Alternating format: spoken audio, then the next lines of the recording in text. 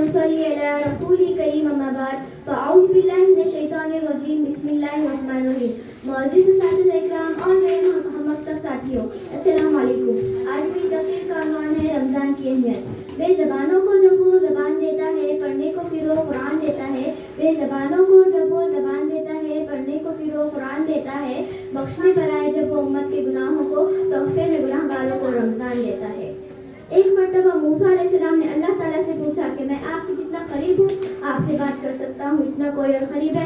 اللہ تعالیٰ نے فرمایا اے موسیٰ آخری وقت میں ایک امت محمد صلی اللہ علیہ وسلم کی ہوگی جس میں انہیں ایسا مہینہ ملے گا جس میں وہ خشک ہونٹ، پیاسی زبان اور سوکھی ہوئی آنکھیں بھوکے پیٹ افطار کرنے بیٹھیں گے. تب میں ان کے بہت قریب ہوں گا. اور موسیٰ تمہارے اور میرے درمیان 70 پردوں کا فاصلہ ہے، لیکن افطار کے وقت اس امت اور میرے درمیان ایک پردے کا بھی فاصلہ نہ ہوگا، اور جو وہ دعا مانگیں گے اسے قبول کرنے کی ذمہ داری میری ہوگی. اللہ تعالیٰ میرے پیارے ساتھیوں، اللہ تعالیٰ فرماتے ہیں کہ اگر میری امت کو معلوم رہتا کہ رمضان کیا ہے تو سب یہ تمنا کرتے کاش پورا سال رمضان ہی ہو. اللہ تعالیٰ ہم سب کو رمضان کے روزے رکھنے کی توفیق عطا فرمائے.